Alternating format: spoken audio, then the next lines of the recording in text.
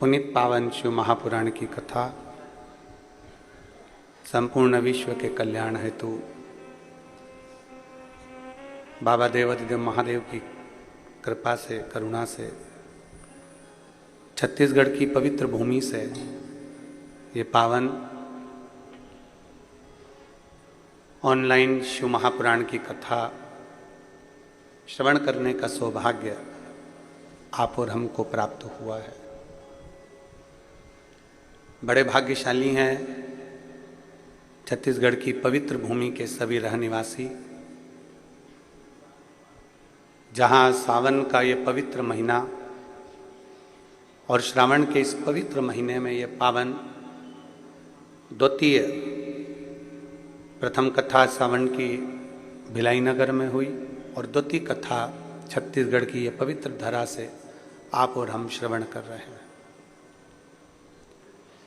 भगवान शिव देवाधिदेव महादेव ओगड़दानी तरकालदर्शी कैलाशी विनाशी भगवान शिव की कृपा, जो आज श्रावण महीने की शिवरात्रि है और आप और हम सब मिलकर भगवान शंकर की यह पवित्र कथा, लोक के अपार समुद्र में से एक कोई मोती हम अगर उसमें से पकड़ लें, मात्र एक मोती, अगर हम 24,000 श्लोक में से मात्र एक मोती भी अगर पकड़ लें तो शायद हमारी जिंदगी सार्थक हो जाए, हमारा जीवन सार्थक हो जाए। पहले तो आप जितने बैठे हो ना, अपने घर जाके नजर उतरवा लेना, कहीं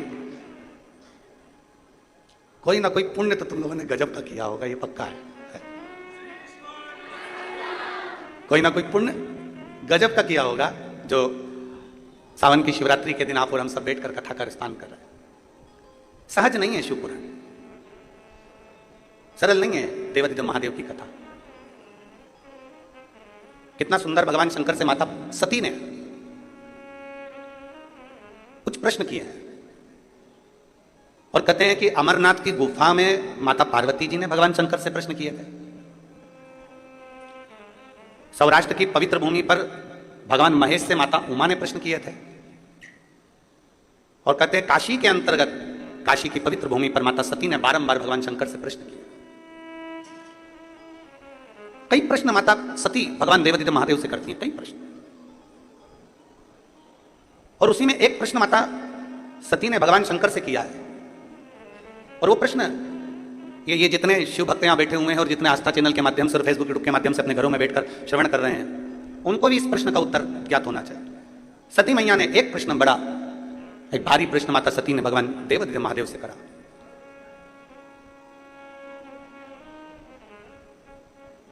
कौटी कौटी बार बार जन्म, बार बार मृत्यु संसार सागर में मानव की होती है।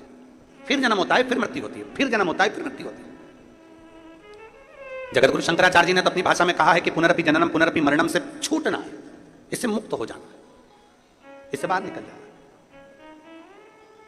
अब देवाधिदेव महादेव की पवित्र कथा कहती है कि माता सती कहती है भगवान देवाधिदेव महादेव से, भगवान शिव से, कि बार बार जन्म होता है, बार बार मृत्यु होती है, फिर जन्म होता है, फिर मृत्यु होती है। ये बार बार जन्म और मृत्यु के प्रपंच से मनुष्य कब बाहर निकल सकता है?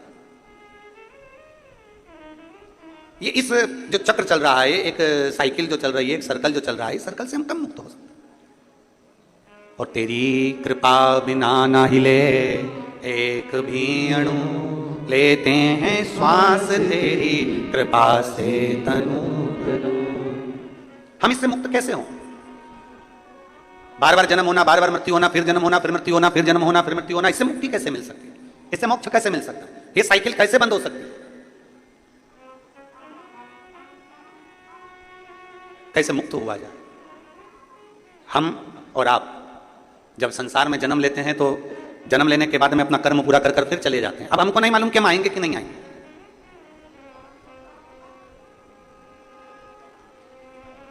पैसा जैसे जेब में रहता है ना, और पैसा जेब में है तो खूब अच्छी वीआईपी होटल में भी रह लो, वीआईपी होटल में भोजन कर लो, वीआईपी होटल में आराम से रहो, खाओ पियो मौज करो। फिर तो वेटर आएगा तो वेटर भी तुम्हारा सूटकेस उठाएगा। तुम्हारे पास अगर पैसा है तो वेटर भी सर जी सर जी सर जी सर जी क्या लाऊं, क्या लाऊं, बोलो सर जी क्या लेकर आऊं, बोलो सर जी क्या लाऊं। वेटर भी आपकी हालत जरूर करेगा। और जैसे ही जेब में से पैसा गया, अब पूछा जाएगा कब जाओगे? वापिस कब पहुंचोगे? पैसा गया तो पूछना चालू हो गया। जब हम कल भिलाई से निकले तो हम हालेकोसा गए, और हालेकोसा में दिनेश जी साहू जी के यहाँ जब गए तो वहाँ एक व्यक्ति ने, एक लड़के ने प्रश्न किया, वो इन्हीं के परिवार का था, कि गुरुदेव, पहले के समय में लोग तीर्थ करने जाते थे तो इतना सारा बर्तन, भांडा, चावल, दाल सब बांध कर लेकर जाते थे, दान वगैरह, और फिर वहां पर जाकर अपना अपना भोजन बनाते, लकड़ी जलाते, भोजन बनाते, फिर तीर्थ करते थे। आजकल कोई भी अपने साथ में ये खाने का सामान लेकर नहीं जाता और तीर्थ चले जाते हैं। हमने कहा आज के लोग चतुर हैं, जेब में 500 के नोट की गड्डियां फंसाते हैं और चल जाते हैं।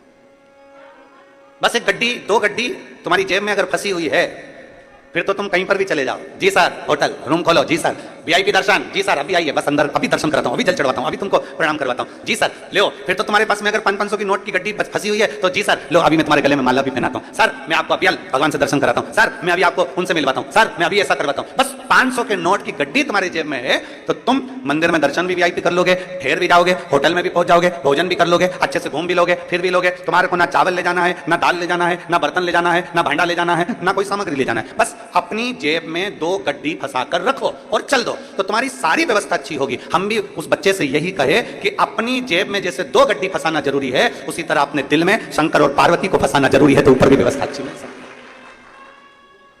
अगर ये 2 आपके हृदय में फंस गए, ये 2 आपके दिल में आ गए, तो फिर आपकी व्यवस्था ऊपर भी अच्छी है। नीचे तो नीचे जाने दो, ऊपर भी व्यवस्था अच्छी है।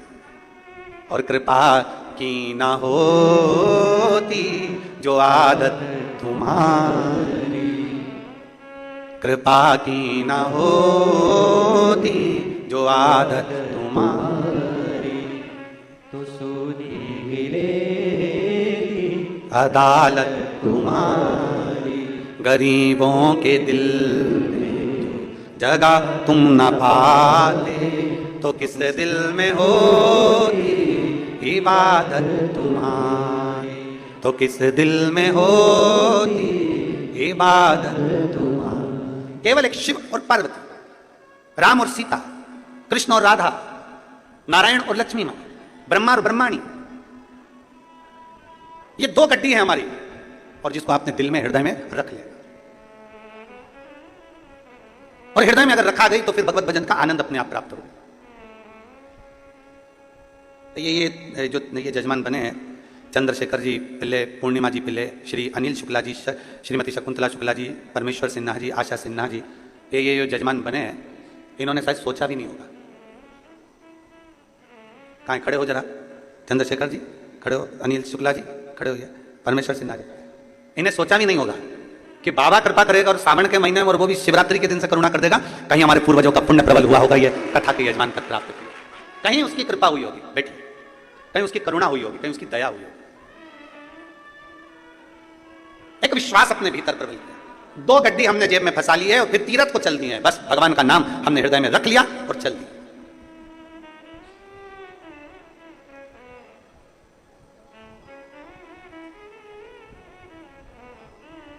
और जितने यहां श्रोता बैठे हैं ना, ये भी जरा विचार करिएगा। बड़े जब कथा होती है, जगह संभालना पड़ती है, व्यवस्था करना पड़ती है, फिर साथ में छाता, फिर बिछाने का सामान, फिर सब, और बाबा ने ऐसी करुणा करी, ऐसी कृपा करी कि चलकर देवती देव महादेव कुबेर भंडारी अपने नगर में आकर कथा सुन। ये कहीं ना कहीं कृपा है बाबा की, कहीं कृपा। और वो 2 गड्डी तुम्हारे पास में पहले से थी, वो 2 गड्डी तुम्हारे पास पहले से थी, शंकर और पार्वती की। ये तो पक्का है कि तुमने शंकर जी को जल लपक के ही चढ़ाया है, ये पक्का। अच्छा, जोरदार चढ़ाया। और वो 2 गड्डी तुम्हारे पास में पहले से थी, एक शिव, एक पार्वती, एक राम कृष्ण, शंकर पार्वती शिव, राम कृष्ण रूपी, शंकर पार्वती रूपी जो गड्डी तुम्हारे पास में है, तुमने उसका प्रयोग करा और दिल से श्री शिवाय नमस्तुभ्यम, श्री शिवाय नमस्तुभ्यम जपते रहे, जपते रहे, जपते रहे। उसका पुण्य फल आज प्रकट। संपूर्ण जीवन का एक आनंद आप और हमको प्राप्त हुआ। माता सती ने प्रश्न किया काशी की धरा पर, काशी की भूमि पर, और काशी की धरा पर भगवान प्रश्न कर रही है माता सती, भगवान देवदेव महादेव से, भगवान शिव से, भगवान शंकर से, बाबा जी हमारे मन के संशय को मिटा दीजिए। ये पुनर्पि जन्म पुनर्पि मरणम, बार बार जन्म बार बार मृत्यु के प्रपंच से कैसे छूटा जाए, वो हमको बता दीजिए। हम कैसे छूटे हैं। और भोलेनाथ सुना दो ऐसी कथा, जिसे सुनकर मैं भी अमर हो लूं। हे शंभु, हे त्रिकालदर्शी, है कैलाशी, है विनाशी, जिसको श्रवण कर मेरे भीतर के संशय मिट जाए,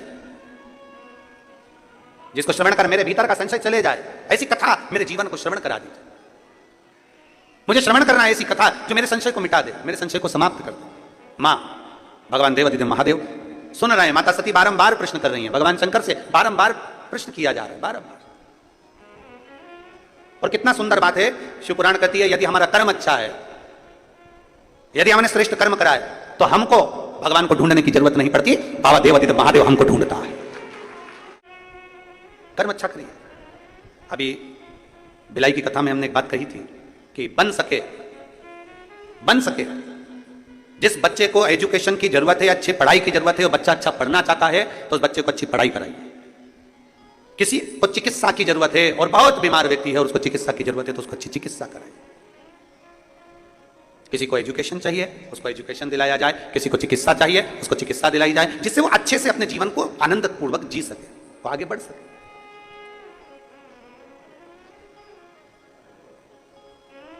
किसने सुनी थी बिलाई की कथा? हाथ उठाओ जरा, सभी ने सुनी है? रख लो रख लो रख लो।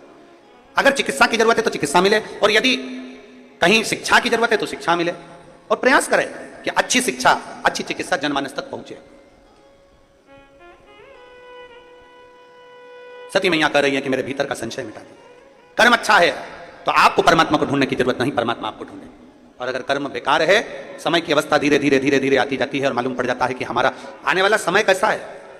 बचपन में कुछ अच्छा करा है तो जवानी में प्राप्त होता है, और जवानी में कुछ अच्छा करा है तो अधेड़ी में प्राप्त होता है, और अधेड़ी में कुछ अच्छा करा है तो बुढ़ापे में प्राप्त होता है। और यदि हम पूर्व से ही केवल थोड़ा थोड़ा थोड़ा थोड़ा पाप कर्म हमारा इकट्ठा होता गया तो बुढ़ापे में यह मत सोचना कि बहू तो रोटी दे देगी, बुढ़ापे में यह मत सोचना कि परिवार के लोग जी हजूरी कर लेंगे। अगर बुढ़ापा आते आते अपने ही अपने को ताना दे रहे हैं, बुढ़ापा आते आते अपने ही अपने को गाली दे रहे हैं, बुढ़ापा आते आते अपने ही अपनों को अपशब्द कर रहे हैं, तो फिर यह मानकर चलना कि हमने पूर्व का कर्म थोड़ा श्रेष्ठ नहीं कर पाए, इसलिए आज हमको सुनना भी पड़ रहा है और सहना भी पड़ रहा है। अरे मत बुरे कर्म कर बंदे वरना पछताएगा, भगवान की आंखों से तू बच नहीं पाएगा, तू बच नहीं पाएगा। अरे ओ अज्ञानी मत कर नादानी, अरे ओ अज्ञानी मत कर नादानी, तेरे कर्म का फल भी तू ही पाएगा, जैसा किया तूने तेरे आगे आएगा। मत बुरे कर्म कर बंदे वरना पछताएगा, भगवान की आंखों से तू बच नहीं पाएगा, तू बच नहीं पाएगा। अपने कर्म थोड़े श्रेष्ठ करें, जितना बन सके श्रेष्ठता का कर्म थोड़ा थोड़ा करते चलिए, थोड़ा थोड़ा बहुत है। ये मेरी जीजियां बेटी है ना, इनको ज्यादा पैसा नहीं मिलता है, ये तो थोड़ा बहुत मायके गई, पापा ने दे दिया, माँ ने दे दिया, बाबूजी ने दे दिया, मातारी ने दे दिया, थोड़ा थोड़ा इकट्ठा करती है। बच्चों का मिलता है वो इकट्ठा कर लेती है, थोड़ा सा पति देवता दे देते हैं वो इकट्ठा कर लेती है, थोड़ा कहीं कोई मेहमान पावना आ गया, कहीं से धन आ गया तो वो इकट्ठा कर लेती है। जो नौकरी करती है उनका नहीं कर रहे हम, जो सर्विस कर रहे हैं उनका हम नहीं कर रहे, हम तो जो घर की दीदियां हैं, घर की हमारी बहनें, हमारी जीजियां हैं, हम उनका करें थोड़ा थोड़ा थोड़ा थोड़ा 50, 100, 500, 200, 25, 50, 100, 500, 200 इकट्ठा कर लेते हैं। किसके लिए इकट्ठा कराएंगे? बोलो बोलो जरा जीजियां, बोलो जरा जम के, खुद के लिए बोलो जम के? नहीं। किसके लिए इकट्ठा करा? ये पैसा इकट्ठा करा जब बच्चों को जरूरत पड़े तो मैं निकाल कर दे सकूं, और पति को जरूरत पड़े तो मैं निकाल कर दे सकूं, ये उस समय के लिए, खुद के लिए नहीं। एक कथा, अमलेश्वर की कथा में हमने कहा था कि स्त्री से उसकी उम्र मत पूछो और पुरुष से उसकी आय मत पूछो। स्त्री से उम्र मत पूछो और पुरुष से, जम के बोलो जरा, आय मत पूछो। क्यों? स्त्री से उम्र इसलिए नहीं पूछिए क्योंकि स्त्री अपने लिए नहीं जीती, एक नारी जब भी जीती है अपने परिवार के लिए जीती है, इसलिए नारी से उसकी उम्र नहीं पूछी जाती, उसकी उम्र नहीं पूछते कि तू कितने साल की। स्त्री से उसकी उम्र नहीं पूछी जाती कि तू कितने वर्ष की है। और पति से, ये जितने मेरे जीजा बैठे हैं यहाँ पे और जितने आस्था चैनल पर जीजा कथा सुन रहे हैं, इनसे इनकी आय नहीं पूछी जाती, तुम कितना कमाते हो, कितनी आवक हो रही है, कितने की फसल गई, कितना आया, नौकरी करते हो, सर्विस करते हो, कितना मिलता है, कितना कटता है और कितना मिलता है, इनसे नहीं पूछा जाता। स्त्री से उम्र मत पूछो और पति से उसकी आय मत पूछो, क्योंकि घर का पिता, घर का पुरुष जब भी कमाता है अपने लिए नहीं कमाता, वो अपने परिवार के लिए कमाता है, वो अपने लिए नहीं कमाता। क्या पूछा जाए इनसे? एक नारी का पूरा जीवन, एक स्त्री का पूरा जीवन अपने परिवार के लिए लग जाता है, पूरा जीवन। एक पुरुष का पूरा जीवन कमाने में, शुरू से बस कमाना कमाना कमाना कमाना कमाना, और कमाते कमाते कमाते कमाते उसका पूरा जीवन केवल परिवार के लिए हो जाता है, परिवार के लिए। जब उसको पता चलता है कि मेरी पूरी उम्र निकल गई और मैंने इसका भोगी नहीं भोगा।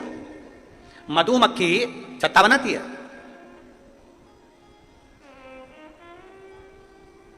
तो अच्छा है ये, यहां पे मधुमक्खी का छत्ता नहीं है। एक बार कहीं कथा करने गए थे बिहार साइड में, तो वहां मधुमक्खी का छत्ता था। अब वो इतनी बड़ी बड़ी लाइटें जलती हैं, तो वो मधुमक्खी का छत्ते में से मक्खियां निकल निकल के सब इधर उधर।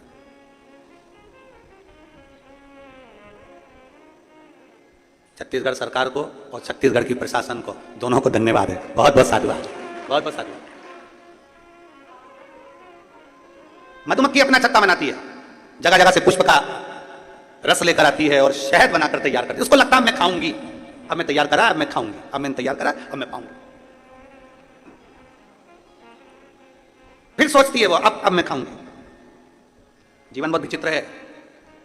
मेरी जीजियों, मेरे जीजाओं, मेरी बेटियों, मेरे बेटाओं, मेरी माताओं, मेरे भाई, मेरे बंधु, मेरी माताएं, ध्यान रखना, जीवन बड़ा विचित्र है। जब दांत रहते हैं तब खाने को चने नहीं मिलते हैं, और जब चने मिलते हैं तो मुंह में दांत नहीं रहते। पूरा जीवन तो हम संघर्ष में निकाल देते हैं। बस मेहनत करूंगा, अभी थोड़ा कमा लूंगा ना, इसके बाद घर बनाऊंगा, घर बनाऊंगा, एक नंबर का मकान बनाऊंगा, गाड़ी लाऊंगा, ये करूंगा, वो करूंगा। मालूम पड़े घर भी बना लिया, गाड़ी भी लिया है, पर शरीर ऐसा हो गया कि घर तो नंबर 1 का बनाया, पर ऊपर एक बार अगर चढ़ गई तो 3 दिन बाद नीचे उतरी है। फिर क्या मतलब का घर? कई कई माताओं को बड़ा शौक रहता है, बस अपने पति से कहती है अपने एक मकान बनाएंगे, इतनी बारिश होती है ना, कपड़े सुखाने की जगह नहीं अपने घर में। अरे बोलो तो सही है कि गलत है? अपने यहाँ कपड़े सुखाने की जगह नहीं है, अपन एक मकान बनाएंगे और घर में ऐसा ऊपर ऐसा शेड लगा देंगे जहां पर कपड़े सूख जाए, कर जाए, और ऊपर अपन 2 मंजिल का बना लेंगे, बच्चों का कमरा अलग, इस बेटी का कमरा अलग, दामाद अलग, तो ये सब चीज कमरे कमरे बना देंगे और ऊपर अच्छी व्यवस्था कर देंगे कपड़े ऊपर सूखने की। अब मालूम पड़े बेचारे पति ने हिम्मत कर मेहनत कर कमा कर घर बना दिया, घर के ऊपर कमरे, कमरे के ऊपर छत भी बना दी, और छत पे ऐसी व्यवस्था भी कर दी कि कपड़े सूख जाए। अब मालूम पड़ा जब मकान बनाने का कहा गया था तब उम्र दूसरी थी, और आज जब कपड़े की बाल्टी लेके ऊपर चढ़ी तो मालूम पड़ा 4 घंटे तक वहीं पर बैठी है। भगवान, भोलेनाथ, शंभुनाथ, त्रिकालदर्शी, कैलाशी, अविनाशी। इतने में नीचे आवाज पहुंची बहू के पास में, मम्मी क्या हो गया? इतने में मम्मी झरोके में से झांक के बोली, तेरी मम्मी जा रही ऊपर। तुरंत नीचे से बहू दौड़ी दौड़ी ऊपर गई और मम्मी को देखा हालत खराब, मम्मी को पानी वानी पिलाया उसने। जब दांत हैं तो चने नहीं है, और जब चने हैं बोलते जाओ जम के दांत। अभी कमा रहे तो विचार कर रहे गाड़ी लूंगा, गाड़ी लूंगा, गाड़ी लूंगा, कमाते कमाते कमाते कमाते एक अवस्था डल गई और मालूम पड़े बुढ़ापे में गाड़ी भी आ गई। गाड़ी तो आ गई, पर डॉक्टर ने कह दिया ज्यादा बैठ नहीं सकते, पीठ का गुरिया खसक गया। अब एक गुरिया खसक गया, अब थोड़ी देर तक गाड़ी में बैठा था, इतनी देर में तो घर पहुंचा और पत्नी कह रही जी सुनो तो सही, कथा चल रही है, गांव का नाम नहीं बोलूंगा, यहां का नाम तो बोलूंगा ही नहीं, वो तो बहुत समझदार हो तुम, वैसे समझ जाओगे। कथा चल रही है, अच्छा जाना है, अच्छा, पर लगा तो मालूम पड़े गाड़ी नहीं चला सकते, गाड़ी में बैठ नहीं सकते। मकान बनाने का शौक लगा, मकान तो बड़ा बन गया, पर मकान में ऊपर चढ़ने का, आप सब यहाँ बैठे हो, तुम्हारा अगर 2 मंजिल का मकान होगा ना, तुम गारंटी है हफ्ते 2 हफ्ते या महीने 2 महीने 4 महीने में 1 आध बार ऊपर जाते हो गए। और हम तो निवेदन करें इतनी जल्दी जाओ भी मत, क्या करो, 1 आध बार का चले तो गए ऊपर, इतना ढोल इतना पानी इतना फैला रहा देखा, दूसरी बार मन में सोचा कब तक करूं मैं, तो मेरे से तो बन नहीं, और नीचे चली गई, और फिर नहीं आई ऊपर, फिर नहीं जा। दांत थे तब चने नहीं, कमाते कमाते कमाते कमाते कमाते कमाते जीवन निकल गया। और फिर भी बच्चों ने कहा तुमने हमारे लिए किया क्या? फिर भी कह रहे तुमने हमारे लिए किया क्या? अरे एक मां अपनी पूरी उम्र तुम्हारे ऊपर न्यौछावर कर देती है, और एक बाप पूरी उम्र कमाते कमाते कमाते कमाते अपनी पूरी जिंदगी तुम्हारे ऊपर पूरी कमाई हुई धन दौलत तुम पे न्यौछावर कर देती है। इसीलिए हमने भिलाई की कथा में कहा था कि दुनिया की सबसे बड़ी दौलत है, दुनिया की सबसे बड़ी दौलत समय, दुनिया की सबसे बड़ी दौलत है समय, और दुनिया की सबसे बड़ी पूंजी है माता और पिता। समय, माता पिता, इसका आदर करो। समय की कीमत को समझिए, समय के अनुभव का आनंद लीजिए, समय को समझने का प्रयास करो। आज जो समय है कल नहीं रहेगा, जो कल है वो परसों। सोना गया वापस आ जाएगा, चांदी गई वापस आ जाएगी, गाड़ी गई वापस आ जाएगी, बंगला गया वापस आ जाएगा, पर जो समय चले गया वो वापस नहीं आ सकता। वो गया तो गया, फिर नहीं आने वाला। इसलिए समय की अनुकूलता समझिए कि हमारा बचपन है उसको भी हम श्रेष्ठता में जिए, हमारी जवानी है उसको भी हम श्रेष्ठता में जिए, हमारी अधेड़ी है उसको भी हम श्रेष्ठता में जिए, और हमारा बुढ़ापा है उसको भी हम श्रेष्ठता में जिए। दुनिया तो गलती छाटने के लिए बैठी। एक पति पत्नी गार्डन में घूम रहे थे, बगीचे में दोनों घूम रहे हैं, पति और पत्नी दोनों। घूमते घूमते देखा कि सामने से कुत्ता आ गया। पत्नी घबरा गई, सामने से कुत्ता, पत्नी घबराई, थोड़ा पीछे हटी, कुत्ता और आगे बढ़ा, पत्नी और पीछे हटी, कुत्ता और आगे बढ़ा, पत्नी और पीछे हटी। पति को लगा ये कुत्ता मेरी पत्नी को काट खाएगा, कल बच्चों को स्कूल भेजना है, टिफिन कौन बनाएगा, कौन बनाएगा, मेरे को दुकान जाना है, मेरा भोजन कौन बनाएगा, करूं क्या। जैसे कुत्ता जम के लपका, पति ने पत्नी को गोदी में उठा लिया, जो गोदी में उठाया कुत्ता भाग गया। कुत्ता भागा, पत्नी नीचे उतरी, उतरते से चिल्ला के बोली, तुम्हें अकल है थोड़ी बहुत, तुम्हें लक्षण है थोड़ा बहुत। पति ने कहा क्या हो गया, दुनिया के लोग कुत्ते को भगाने के लिए पत्थर उठाते, तुमने मुझे उठा लिया। अब पति हाथ जोड़ के बोला, मैंने तेरे को मारने के लिए कुत्ते को नहीं उठाया था, मैंने तो इसलिए उठाया था कि तुझे कुत्ता नहीं काट का, मेरे पांव में काट लेगा चल जाएगा, पर तुझे काटेगा तो मुझे अच्छा नहीं लगेगा। पर समझ है ना व्यक्ति की, क्या समझेगा। आप किसी को कितना भी समझाने का प्रयास कर लो, उसकी बुद्धि, उसके विवेक, उसके आनंद के साथ जितना समझ सकता है उतना ही समझेगा, उतना ही, उससे ज्यादा वो नहीं समझ सकता। बहुत बहुत कठिन है महाराज। ज्ञानी को समझाया जा सकता है, समझा सकते हैं, अज्ञानी को समझाया जा सकता है। ज्ञानी को समझाना सरल है, अज्ञानी को समझाना सरल है, पर अभिमानी को समझाना दुनिया का सबसे कठिन काम है। आप अभिमान वाले व्यक्ति को नहीं समझा सकते, जिसके अंदर अभिमान भरा हुआ, अहंकार भरा हुआ। मैं और मेरा लंकाधिपति रावण को कितना समझाया मंदोदरी ने। लंकाधिपति रावण को विभीषण ने समझाया, मंदोदरी ने समझाया, स्वामी सीता जी को लौटा दीजिए, स्वामी सीता जी को लौटा दीजिए, पर अभिमान भरा हुआ था भीतर, मैं और मेरा, मैं दशानन, 10 ग्रीवा, हजारों हाथ, क्या समझती है मंदोदरी तुम मुझको। मंदोदरी बार बार समझाती है, नाथ तुम भले 1000 हाथ हो तुम्हारे, भले तुम्हारे 10 मुख हो, पर एक स्त्री पर तुम्हारी जो दृष्टि पड़ी है ये पूरे कुल को डुबो देगी। कहते हैं पराया धन और पराई स्त्री पूरे जीवन को बर्बाद कर देती है, पूरे जीवन को बर्बाद कर देती है। पराया धन और पराई स्त्री पूरे जीवन को बर्बाद कर देती है। कितना सुंदर वर्णन आया है। एक संत, एक भगवान का भक्त निकल कर जा रहा था, उसके साथ उसकी पत्नी थी, बड़े प्रेमी जीव थे, भगवान के भीतर भक्ति में रमने वाले। जा भगवान शंकर का गुणगान करते करते जा रहे हैं, नमः शिवाय ओम नमः शिवाय, नमः शिवाय ओम नमः शिवाय, नमः शिवाय ओम नमः शिवाय, नमः शिवाय ओम नमः शिवाय, चले जा। इनका नियम था, जंगल से लकड़ी लाते, लकड़ी को बेचते, बेचकर अपना यापन करते, लकड़ी बेचकर अपना जीवन यापन करते। अब आज दोनों पति पत्नी जैसे ही जाने लगे, पार्वती जी ने शिव जी से कहा, बाबा ए भोले बाबा। शंकर जी बोले, हम गौरा बोलो क्या बात है। पार्वती जी बोल रही हैं, बाबा ये दोनों पति पत्नी आप और हमको भजते रहते हैं, दिन भर शिव शिव शिव शिव जपते रहते हैं। ये पति पत्नी दोनों दिन रात शंकर का नाम लेते हैं, बाबा बहुत बहुत तकलीफ में, आप कृपा कर दो ना, इनको थोड़ा बहुत धन दे दीजिए ना, आपके कुबेर के खजाने में से, कुबेर के भंडार में से थोड़ा सा धन इनको दे दो। शंकर भगवान पार्वती जी से बोले, पार्वती मैं दे तो दूंगा, पर इनके भाग्य में अभी धन श्रेष्ठ नहीं है, इनके भाग्य में भी धन श्रेष्ठ नहीं है। जिसका जितनी किस्मत में होता है, जब भाग्य में होता है तब प्राप्त होता है। जरा विचार करिएगा, कथा मुंगेली में होने वाली थी, डूम लग चुका है, स्टेज बन चुका है, मंच व्यवस्था हो चुकी है, सारी व्यवस्था हो चुकी है, पर पानी कीचड़ सब उस पंडाल में इतना भर चुका था कि पांव रखो और पांव उसमें जा रहा था, दब रहा।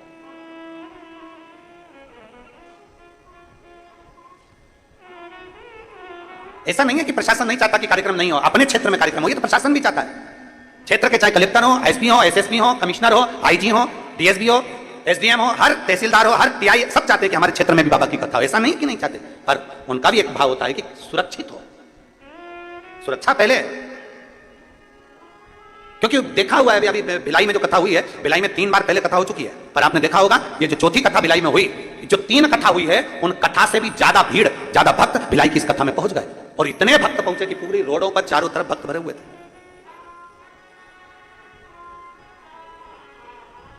अब कथा होना थी उंगली के अंतर्गत, कथा कहीं हो सकता है कि आप आए नहीं और सुबह हो गई, मेरी पूजा की थाली धरी की धरी रह गई। तो वो तराजू होता है ना, तराजू में एक इधर भी वजन रख के देखा जाता है, इधर का भार की इधर का भार। हमें तो लग रहा है छत्तीसगढ़ का कांटा यहाँ था और इधर भी भार देखा गया, तो हो सकता है तुमने पानी ज्यादा चढ़ाया होगा, तराजू उधर टपकाया।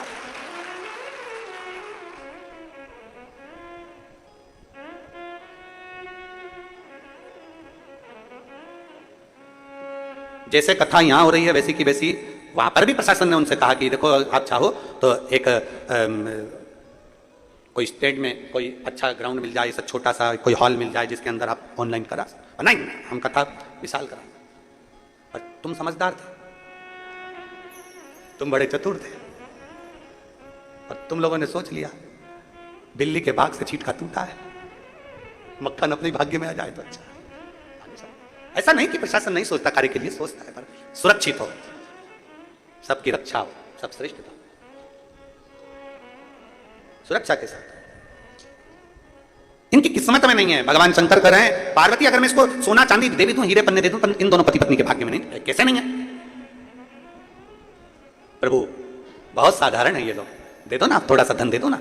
शंकर भगवान बोले ये दोनों पति पत्नी नहीं ले सकते। मुझे मेरा विश्वास कहता है, शंकर की आराधना करने वाला, शंकर की उपासना करने वाला ये दूर रहता, पर धन से भी दूर होगा, पर स्त्री से भी दूर होगा, नहीं ले सकते। पार्वती जी बोली मेरे को तो धन में रखा।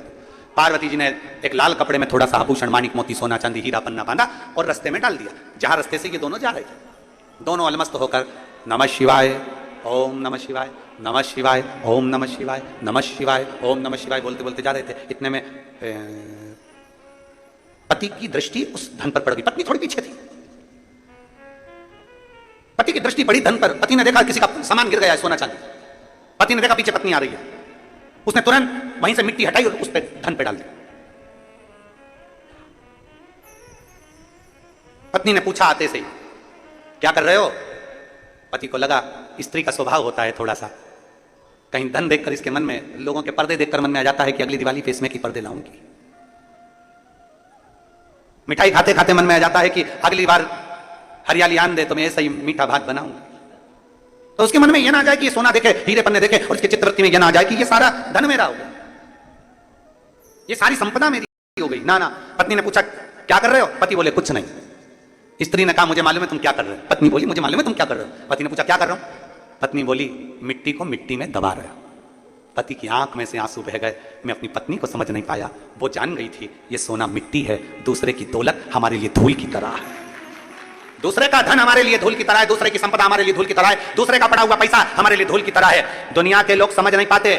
किसी का पड़ा मोबाइल मिल गया, सोचते हैं खुशी होती है, 2000 5000 10,000 का मोबाइल मिल गया, पर उसको मालूम नहीं है कि तूने 5000 का मोबाइल तुझे जो पड़ा हुआ मिला है वो तेरे को कौन से समय पर कहां ले जाकर तुझे खड्डे में डालेगा। किसी का पड़ा हुआ सोना मिल गया, चांदी मिल गई, कुछ सामान मिल गया, हम खुश हो जाते हैं, किसी का बैग मिल गया, किसी का चेन मिल गई, किसी का मंगलसूत्र मिल गया, किसी का सामान मिल गया, पर वो ये समझ नहीं पाते कि ये सोना हमें किस गर्त तक लेकर जा सकता है, किस गर्त तक लेकर जा सकता है।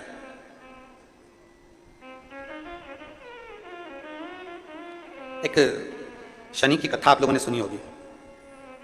शनि की धर्मपत्नी ने शनि से पूछ लिया था कि तुम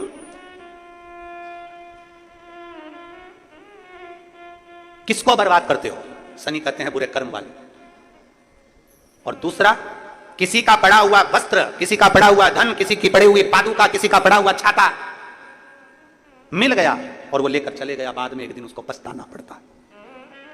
पत्नी कह रही मैं जानती हूं ये मिट्टी को मिट्टी में दावे। पति की आंख से आंसू बहने लगे। गजब, पहचान गई तू? हाँ तुझे मालूम है? हाँ मैं जानती हूँ, सोना इसमें, हीरे इसमें, रतन है, माणिक है, इसमें असरफियां सोने की, तुम मिट्टी को मिट्टी में दबा, मिट्टी को मिट्टी। पति और पत्नी दोनों चल दिए, दबा कर ना जाने किसका गिर गया होगा वो लेकर जाएगा। शंकर भगवान ने पार्वती जी से कहा पार्वती देख मुझे मालूम था ये भक्त ऐसे ही है, नहीं लेंगे, नहीं ले सकते।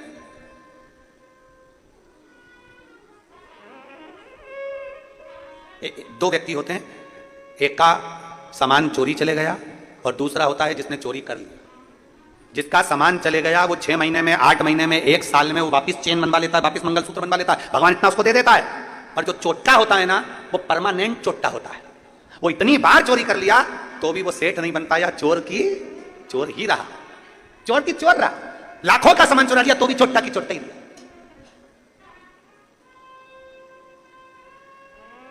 इसलिए मत बुरे कर्म कर बंदे, पर ना बच पाएगा, भगवान की आंखों से तू बच नहीं पाएगा, तू बच नहीं पाएगा। अरे ओ अज्ञानी मत करना। पति ने आंख में आंसू भर कर कहा, तू पहचान गई? धर्म पत्नी चली, शंकर भगवान पार्वती जी से बोले, मैंने बोला था ये दोनों नहीं लेंगे, नहीं लिया, पड़ा है सोना पड़ा कि पड़ा है। आगे चले, शंकर पार्वती के भक्त दोनों आगे बढ़े, जल वृष्टि होने लगी, पानी गिरने लगा, पानी इतना गिरा कि लकड़ी पूरी गीली हो गई, लकड़ी गीली हो गई तो वो लकड़ी का बंडल लाए नहीं तो बिका नहीं तो भोजन मिला नहीं। लकड़ी का गट्ठा पड़ा, उठा नहीं सकते, गीला हो गया, बिका नहीं तो पैसा मिला नहीं, पैसा नहीं मिला, भूखे हैं दोनों। आज पत्नी पति से बोली, आज शादी को 40 साल हो गए, पर 40 साल में आज पहली बार आप और हम दोनों भूखे सो रहे हैं, भूखे। शादी के 40 साल हो गए, पर 40 साल में आज पहली बार आप और हम दोनों भूखे सो रहे हैं, दोनों भूखे सो रहे हैं। क्यों? पहली बार आप और हम दोनों भूखे सो रहे हैं, दोनों भूखे सो रहे हैं। पति ने कहा, समझ में नहीं आ रहा है सब क्यों हुआ। पत्नी कहती है, मैं जानती हूं कि आज हम 40 साल में पहली बार भूखे क्यों सो रहे हैं। पत्नी कहती है, मैं जानती हूं 40 साल में आज पहली बार हम भूखे क्यों सो रहे हैं। पति ने पूछा, क्यों? पत्नी कहती है, दूसरे के पड़े हुए धन को हमने छू लिया था, इसलिए आज हमें भूखा सोना पड़ रहा। दूसरे के पड़े हुए धन को मात्र हमने छुआ था, इसलिए हमें भूखा सोना पड़ रहा है। शिव महापुराण की कथा कहती है, भाई ज्यादा हिस्सा ले लिया, छोटे को कम दे दिया, मंजले को ज्यादा दे दिया, संजले को कम दे दिया, बड़े को कम दे दिया, छोटे को कम दे दिया, किसी को ज्यादा मिल गया, किसी को कम दे दिया। किसी सास ने अपना जेवर एक बहू को ज्यादा दे दिया, एक बहू को कम दे दिया। कभी ससुर ने अपनी प्रॉपर्टी किसी को ज्यादा दे दी, किसी को कम दे दी। इसमें आप दुखी मत होना, आपको दुख होने की जरूरत नहीं है, आपको तकलीफ में भोगने की जरूरत नहीं है। दुख उसको हो जिसने धन को बांटा है, उसने सोचना था कि हमारी गति क्या होना है, उसको सोचना था हमारी गति क्या है। अगर 4 लड़के हैं बराबर का, 4 बेटियां हैं बराबर की, 5 बेटे हैं बराबर का, 5। यहां तक शिव पुराण की कथा कहती है, भागवत जी में यहां तक वर्णन आता है कि यशोदा मैया अपने लाला को जितना माखन देती थी, उतना माखन दाऊजी महाराज को भी देती थी। मनसुका आ जाता था, मनसुका को देती थी। श्रीदामा आ जाता था, श्रीदामा को देती थी। जो आ जाता उसको माखन दे देती। जो सम्मुख में आया, माता यशोदा नहीं अपना जो भाग था उसमें से श्रेष्ठ भाग सबको दे देती थी, बराबर का, कोई ज्यादा नहीं। शिव महापुराण की कथा यहां तक कहती है, तुम्हारा बच्चा अगर बिस्कुट खा रहा है और तो उसका दोस्त आ गया ना, तो पहला फर्ज मां का बनता है कि उसमें से आधे बिस्कुट उस दोस्त को दे, क्योंकि भोजन करते समय आया है, क्रमशः। शास्त्र यहां तक कहता है कि अगर तुम भोजन कर रही हो, तुम चाय पी रही हो, और चाय पीते पीते अगर कोई आ गया और तुम्हारे कप में अगर चाय है, मान लो वो झूठी नहीं हुई है, तो प्रयास करना कि वो चाय में से आधी चाय जो आया है उसके कप में डालकर दे दीजिए, उसके गिलास में डालकर दे दीजिए। नहीं, थोड़ा सा तो पीना पड़ेगा कटोरी में, भले मत बनाओ तुम दूसरी, पर उसमें से थोड़ी सी दो। झूठी नहीं है, झूठी हो गई तो मत दो, पर जो अच्छी है उसको दो, जो श्रेष्ठ है उसको दे दो। नहीं, लेना तो पड़ेगा, तुम आयो।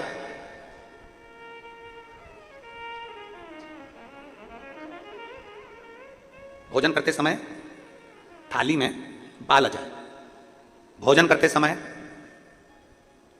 एकदम खाते खाते गले में मिर्ची लगे, हिचकी चलने लगे, भोजन करते समय एकदम ठसका लग गया, अटक गया भोजन, पानी अटक गया। रोज प्रतिदिन भोजन में थाली में बाल आ रहा है, प्रतिदिन ठसका लग रहा है, प्रतिदिन अगर तुम्हारे हिचकी आ रही है भोजन करते समय, प्रतिदिन आपके साथ में ये क्रम हो रहा है, तो समझ लेना कि तुम भोजन करते हो उस समय पर आपके घर का कोई पूर्वज, कोई भूखा या प्यासा जरूर रह गया है, जिसके कारण बस वो हमको भोजन के समय पर बहू को या बेटे को याद करता है। तो फिर करना क्या है, फिर क्या कर सकते हैं? हिचकी आ रही है, भले मिर्ची खा ली, मिर्ची ना खा तो भी हिचकी आ गई, ठसका लग गया भोजन करते समय, और रोज लग रहा है, हर 2 दिन में, हर 3 दिन में ठसका आ जाता है। भोजन करते समय हर 3 दिन में थाली में बाल आ जाता है, भोजन करते समय हर 2-3 दिन में थाली में बाल पड़ा हो जाता है, हर भोजन करते समय हमारे को कुछ ना कुछ हिचकी चलने लगती है। हर 2-3 दिन में अगर ये क्रम हो रहा है, तो समझ लो हमारा कोई पूर्वज, हमारा कोई पितर, हमारे घर का कोई पूर्वज जो है कि नहीं है, वो हमारे को कहीं ना कहीं से भूखा है और भोजन का भाग मांग रहा है। फिर एक प्रयास करके देखो, फिर एक प्रैक्टिकल करके देखो, फिर एक प्रयास करो। चावल की छोटी सी एक कटोरी, उस कटोरी में धान भर लीजिए चावल, उसमें एक लौंग और एक बेलपत्र, बस ये रख लीजिए। जो हंडा होता है घर में, पानी का मटका होता है, पितरों का जो स्थान होता है जहां पानी पीते हैं अपन, मटका, हंडा, टंकी, बाल्टी, जो भी हो। आजकल तो लोग आरओ लगा लिए हैं, तो नीचे भी तो मटका रखते होगे, हंडा रखते होगे, टंकी रखते होगे, उसी के पास में वो कटोरी रख दीजिए। 14 की रात्रि, अमावस्या के दिन उस कटोरी का चावल, बेलपत्र, ये सब शिव मंदिर के अंदर आप कोई भी एक स्थान पर, कोई दोने के अंदर रखकर या कागज के अंदर रखकर, शिव स्थान पर, शंकर के मंदिर में शिवलिंग को केवल स्पर्श कर कर जमीन पर ही उसको कागज में या दोने में, उसको जहां जलाधारी होती है, वो जलाधारी के पास में गणेश वाले स्थान पर, गणेश वाली जगह पर उसको रख दें। गणेश वाली जगह, फिर समझिएगा, ये शिवलिंग, जलाधारी, ये जलाधारी का चरण जहां से पानी बहता है, सीधा हाथ सीधी तरफ पर गणेश जी का स्थान होता है, लेफ्ट में कार्तिकेय का स्थान होता है, बीच में अशोक सुंदरी का स्थान होता है। शंकर का शिवलिंग, शिवलिंग के ऊपर जो जलाधारी लगी होती है, जलाधारी में से एक एक बूंद जो पानी नीचे गिरता है, ये शंकर भगवान की 5 लड़कियों का स्थान होता है। जया, पिशहरा, शामली बारी, दौतली, देव। शंकर जी की 6 नंबर की लड़की का स्थान बीच में होता है, जिसका नाम है अशोक सुंदरी। ऐसा स्थान हो गया। पार्वती जी का हस्तकमल हो गया, शंकर का स्थान हो गया। तो जब हम वो अन्न रखते हैं, जब हम चावल और एक बेलपत्र और एक लौंग जो रखते हैं, वो हम गणेश जी वाले स्थान के साइड में रखते हैं, नीचे की ओर रखते हैं उसके स्थान। कई लोग एक प्रश्न करते हैं, गुरुजी आज सावन की शिवरात्रि, हम रात्रि को पूजन करेंगे 7 बजे शाम को ऑनलाइन, तो हम मट्टी के शंकर जी बना रहे हैं तो क्या हम नंदी बनाएं? हम शंकर जी बना रहे हैं तो क्या हम गणेश जी बनाएं? नहीं, केवल शंकर भगवान का शिवलिंग बनाइए, बड़े प्रेम से जलाधारी बनाइए। हमने पहले भी कहा कि इसमें सारे देव अपने आप विराजमान हैं। आप जब अभिषेक करेंगे तो उसमें सब देवों का अभिषेक अपने आप हो जाएगा, सबकी। हाँ, पूजन के सामान में 3 सुपारी लिखाई है, उसमें से 2 सुपारी में से एक गणेश जी गोरा जी अपन बनाएंगे, उसका पूजन करेंगे, और 1 सुपारी से अपन संकल्प छोड़ेंगे।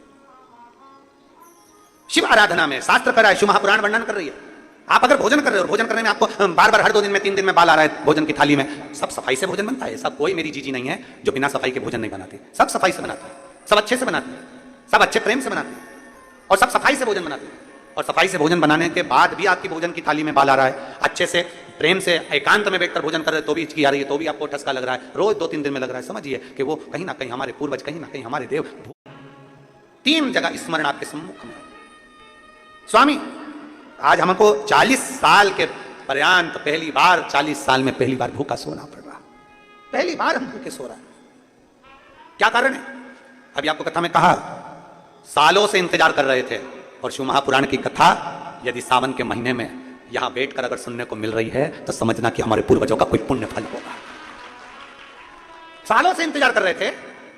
कई एक पत्र लिखा है, श्रीमती रीतू गुप्ता, राजनंदगांव, छत्तीसगढ़। मेरा मोबाइल नंबर ये है, आप ही हैं, हाथ हिलाओ जरा एक बार। श्री शिवाय नमस्ते। गुरु जी प्रणाम, सरप्राइज गिफ्ट के लिए धन्यवाद। आ जाओ, एक बेलपत्र ले जाना, जाओ आ जाओ। भोलेनाथ ने सावन के महीने में, हम हमेशा सोचते थे वहां कथा हुई, वहां कथा हुई, वहां कथा हुई, हमारे क्षेत्र में कब कथा होगी, पर हमें नहीं मालूम था कि भोलेनाथ इतना दयालु है, इतना दातार है कि उसने इतनी जल्दी हमारी सुन ली, और 2 तारीख से हमको कथा श्रवण करने का सौभाग्य प्राप्त हो। एक लाइन अच्छी लिखी है, अरे लुटा दिया नगर के लोगों ने किए होंगे जो ये कथा हमको मिली है, ये शिव कृपा के लिए। आ जाओ, आ जाओ।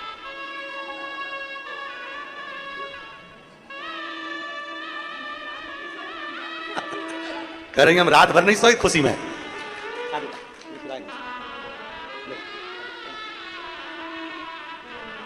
एक शिव के प्रति एक भाव, शिव महापुराण की कथा कथी, कई पुण्य उदय हुए होंगे, कई पुण्य प्रबल हुए होंगे, कई पुण्य हमारे प्रखर हुए होंगे जो ये मिली। और यहां शास्त्र कह रहा है, पत्नी पति से करेगी 40 साल में अगर पहली बार हम भूखे सो रहे हैं तो इसका क्या कारण हो सकता है? क्या कारण है? सोचिए जरा, अपने पुण्य को और पाप को दोनों को गिनना चाहिए कि हमने क्या करा, क्या किया होगा।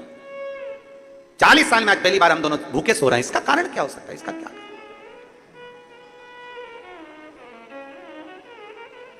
एक कारण है। क्या कारण हो सकता है? पत्नी ने कहा मैं जानती नहीं, पर इतना जरूर है कि एक कारण है। पति कहता है उसका क्या कारण हो सकता है? पति ने कहा पत्नी से, पत्नी बोली उसका एक कारण है, हमने दूसरे के धन का स्पर्श कर लिया, उसको छू लिया, इसलिए आज हमको 40 साल में पहली बार भूखा सोना पड़ रहा है। 40 साल में पहली बार आज हमें भूखा सोना पड़ रहा है, 40 साल में पहली बार, क्योंकि हमने दूसरे के धन का स्पर्श करा है, मात्र दूसरे के धन को छुआ है। सोचो, केवल स्पर्श किया तो यह गति है, अगर वो धन घर में आ जाता, वो धन हम लेकर आ जाते तो शायद जिंदगी भर भूखा सोना पड़ता। इसलिए बस इतना सोच रहे थे, विचार करते करते पति पत्नी की दोनों की नींद लग गई, दोनों की। पार्वती जी ने शिव जी से कहा, बाबा कितने सरल हैं दोनों, दूसरे के धन का स्पर्श नहीं करना चाहते, दूसरे की संपदा का स्पर्श नहीं करना चाहते, आप कुछ करो ना इनके लिए, कुछ करिए ना, कुछ करिए। बाबा देवादिदेव महादेव ने तुरंत पार्वती से कहा, पार्वती चिंता ना करिए, चिंता ना करिए, श्रावण का महीना आएगा, जंगल में इनको लकड़ी नहीं मिलेगी, भूलवश एक बेलपत्र के वृक्ष के नीचे बैठेंगे, छांव का पानी से बचने का प्रयास करेंगे, वहीं पर पड़ी हुई मिट्टी से ये शिवलिंग का निर्माण कर लेंगे, और शिवलिंग का निर्माण कर लेंगे तो उसी जगह पर मैं प्रकट होकर इनको दर्शन देकर इनको भंडार कर दूंगा, उसी स्थान पर। श्रावण के महीने में हमने पहले भी कथा में कहा, आज फिर कहते हैं, जितने आस्था चैनल पर कथा सुन रहे हो, जितने फेसबुक यूट्यूब पर कथा श्रवण कर रहे हो, ऑनलाइन जितने शिव भक्त पवित्र कथा का रिस्पान कर रहे हैं श्रावण के महीने में, आज 2 अगस्त से श्रावण की शिवरात्रि के दिन जो कथा का लाभ, पहले दिन की कथा का श्रवण कर रहे हैं, उन सबसे निवेदन करेंगे, बन सके अपने जीवन में श्रावण के महीने में भूल से भी अगर पार्थिव शिवलिंग का निर्माण हो जाता है, भूलवश भी हम शंकर के पार्थिव लिंग का निर्माण कर लेते हैं, तो वो जीव कहीं ना कहीं सुख प्राप्त करता ही है, उसका फल उसको मिलता है। वो सुख बोल बम का नारा है, सारी समस्या का हल। वीआईपी बन के नहीं बैठना अपने को। कई माताएं वीआईपी बन के ताली भी बजाएंगी, जैसे धीरे धीरे लोग क्या कहेंगे, ना ना, अलमस्त होकर बड़े प्रेम से जैसे सुनते हो वैसे सुनो, आनंद के साथ। अपन तो अड़भंगे, हम तो भोलेनाथ जी के भगत जैसे सुनो कि शंकर के भगत हैं, बाबा के भगत हैं, बड़े प्रेम से आनंद लेना है। बिल्कुल जैसे मुसद्दीलाल जैसे नहीं बैठना है। मुसद्दीलाल जैसे बैठ गए, मालूम पड़े अब ये भी कुछ नहीं बोल रही, ये भी कुछ नहीं बोल रही, अब उसने धीरे से ताली बजाई तो तुमने भी ज्यादा तेज बजा दूंगी, लग गई तो। अरे ताली बजाने का भी पुण्य है हमारे यहाँ, इसलिए किसी मंदिर में ताली का पुण्य बताया नहीं गया, पर शंकर की कथा में और शिवपुराण में ताली का पुण्य है। शंकर के मंदिर में भी ताली का पुण्य है। वो माताओं का आता है ना, मुझे बाल में से वो जुआ निकाल और उसको ऐसा निपटा देती है। उसी तरह जब पाप कथा सुनते समय हमारा पाप हमारे सम्मुख में आता है, और जब हम शंकर के मंदिर में, शिवालय के सामने, शिव के सामने या शिव पुराण में जब ताली का नाद करते हैं, पाप छिन्न हो जाता है। बोल बम का नारा है, सारी समस्या का हल। कोई लेट बनता है, कोई जल्दी बनता है, शिव को जल चढ़ाने वाला एक दिन से जरूर बनता है, प्राप्त होता है, प्राप्त। हमने छू लिया इसलिए हो गया। भगवान करे तो चिंता मत कर। पार्वती, सावन का महीना आएगा, ये दोनों लकड़ी लेने के लिए जाएंगे, लकड़ी के लिए रहेगी, पेड़ की छांव में जरूर को जाएंगे। ये सब भगवान लीला रचता है, अपन कुछ नहीं रच सकते। जो रचने वाला है वो शंभु है, जो रचने वाला है वो शंकर है। कहाँ कथा होना थी और कहाँ हो रही है, रचने वाला शंकर है। किसको सुनना थी और कौन सुन रही है, सब रचने वाला शंकर है। जजमान कौन था और कौन बन गया, रचने वाला शंकर है, उसके सिवाय कोई नहीं। सब शिव के हाथ में। वो कब डमरू बजाएगा, कैसा बजाएगा, कोई पता नहीं, पता नहीं चलता।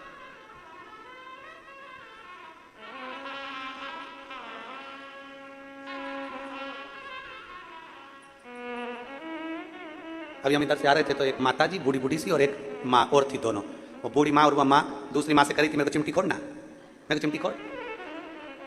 उसने पूछा क्यों, सपना लग रहा है, सपना लग रहा है, चिमटी खोड़, सपना लग रहा है।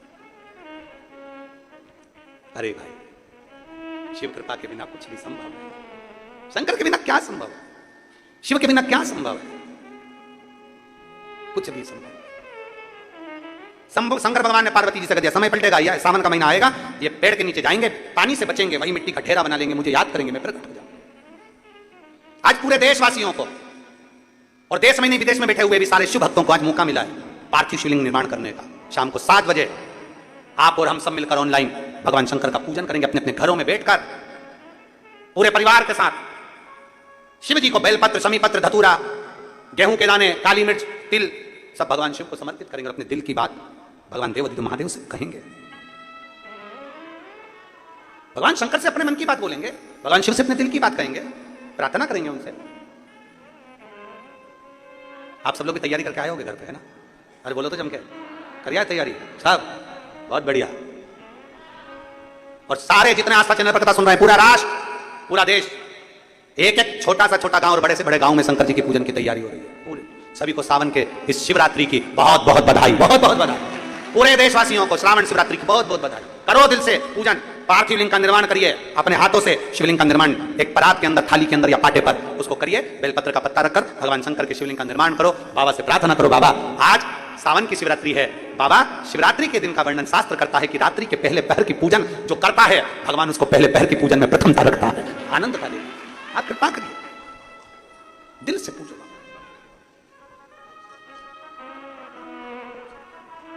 धीरे धीरे समय निकल गया दोनों पति पत्नी का, सावन का महीना आ गया और सावन का महीना आया, शिव महापुराण की कथा। जितने शिव भक्त अपने अपने घर से ऑनलाइन शिव महापुराण की कथा को श्रवण कर रहे हैं और जितने शिव भक्त इस पवित्र भूमि पर बैठकर कथा को सुन रहे हैं छत्तीसगढ़ की धरा पर, दिल से बाबा से प्रार्थना करें, साथ में बोलेंगे, आपकी आवाज हम तक और आप और हमारी दोनों की आवाज शिव तक पहुंचे।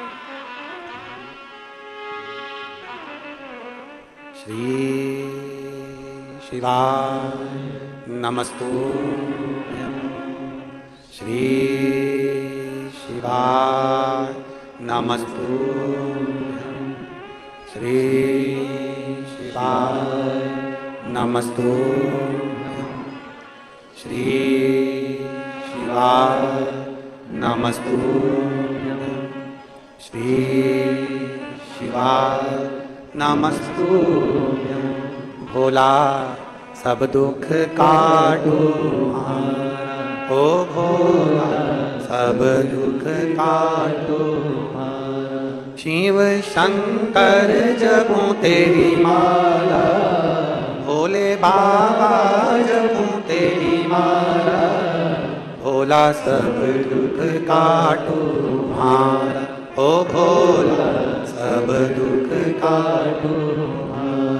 वेश है मंगल मंगलकारी, वेश है मंगल मंगलकारी।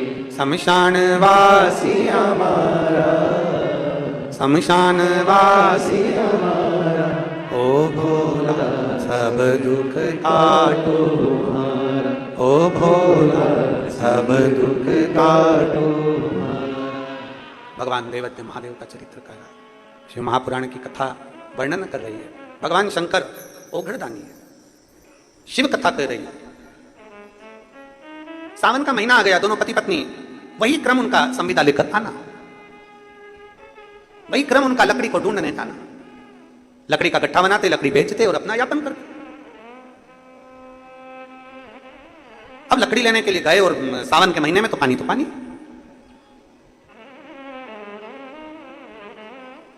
एक विश्वास जब व्यक्ति के दिल में प्रखर हो जाता है तो शिव महापुराण की कथा कहती है कि उसको शंकर मिलने में देरी नहीं लगती, उसे शिव मिल ही जाता है।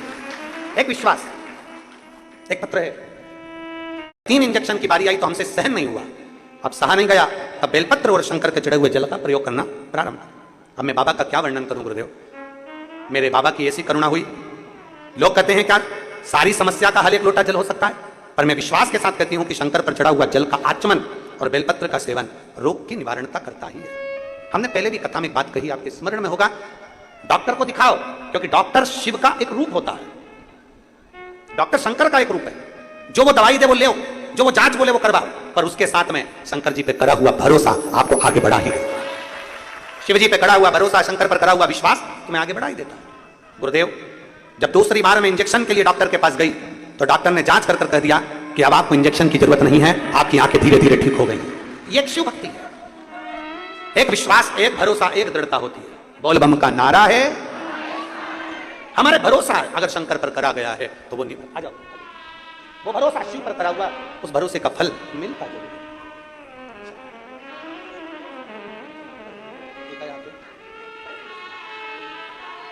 90% रोशनी वापिस आ गई है शिव की कृपा से, बहुत बहुत।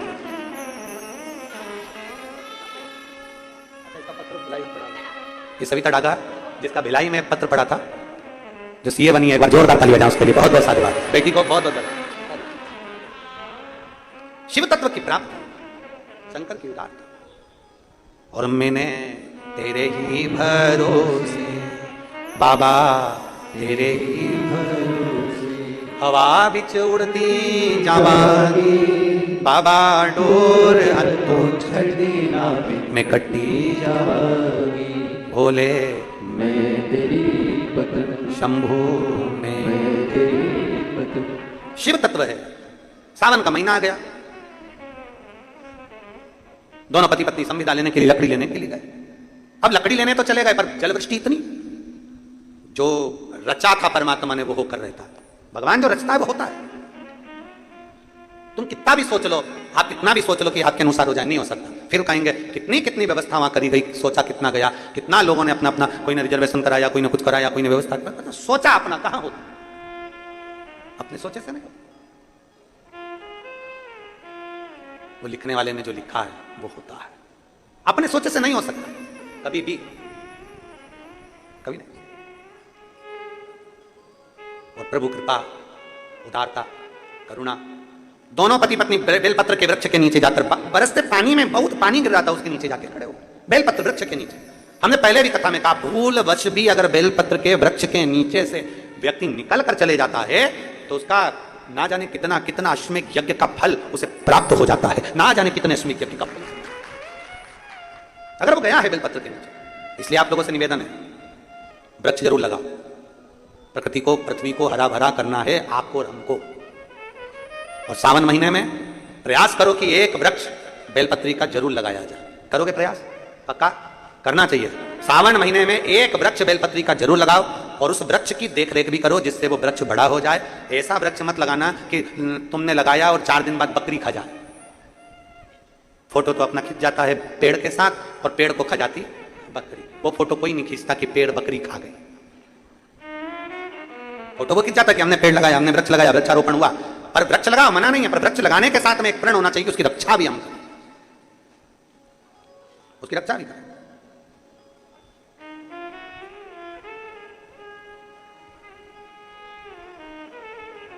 पर जितने लगाने वाले हैं ना उससे दुगने वो अभी गुरु पूर्णिमा की कथा थी सीहोर में, तो वहाँ एक मुंबई की एक दीदी आई थी, वो जोड़ा दोनों पति पत्नी को, हर कथा में यजमान बनते हैं, वो आगे बैठे हुए थे और जमीन पे बैठ के वो श्री शिवाय नमस्तुभ्यं बोलते हैं, अपने टीवी पे उसको देखा भी हो। वो दोनों पति पत्नी का नियम है कि कम से कम सावन महीने में या अन्य समय पर वो कम से कम 15 से 20 पेड़ उसको लगाने का प्रयास करते, बड़ा करने का प्रयास करते। पर वो बता रहे थे, गुरु जी हम बेलपत्री का पेड़ लगाकर आते हैं और कोई पूरा की पूरा गमला की गमला ही उठा के बेलपत्री का ले जाता, हम लगाते और वो उठा के ले जाते। अब करें तो करें क्या? तो हमने उनसे कहा कि तुम एक काम करो, ऐसी जगह पर लगाओ जहां पर बेलपत्री का पेड़ कोई लेकर ना जाए। तो फिर उन्होंने कहा कि हम कहाँ लगाएं, आप बात बताओ। तो हमने कहा जरूरी नहीं है कि बेलपत्री का ही लगाओ, तुम कोई दूसरा भी लगा दो, कोई लेकर नहीं जाएगा, वृक्ष तो लगाओ। तो उन्होंने कहा कहाँ लगाएं? हमने कहा तुम शमशान में लगाया। अब मां कौन लेने जाएगा?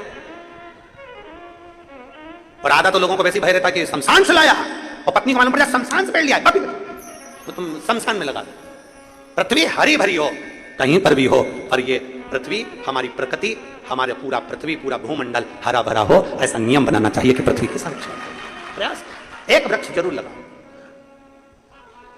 जितना जितना वृक्ष लगता है ना उतना उतना जल बढ़ता है।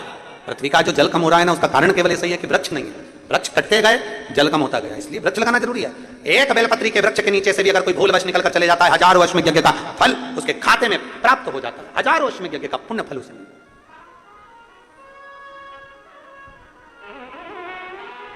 हमसे कई लोग कहते हैं गुरुजी कोई शिव भक्त बोल देता है तो उसकी वाणी प्रबल क्यों हो जाती है, प्रखर क्यों हो जाती है, क्यों? ये बेलपत्र होता है ना शंकर जी पे चढ़ा हुआ, इस बेलपत्र को जब आप खाते हैं, शंकर पर चढ़ा हुआ बेलपत्र जब आप खाते हैं, उधर में वो बेलपत्र जब जाता है, दुनिया के लोगों को लगता है कि हमने औषधि खाई है। पर लिंग पुराण, नर्मदा पुराण, ब्रह्म विवर्त पुराण, स्कंद पुराण का काशी खंड और शिव महापुराण कहती है एक बेलपत्र जब हमारे उदर में जाती है तो ये मानकर चलें कि हमारे हृदय में पूरे समय शंकर का निवास रहता है और शिव हमारे साथ चलता है हर पल हर घड़ी हर क्षण।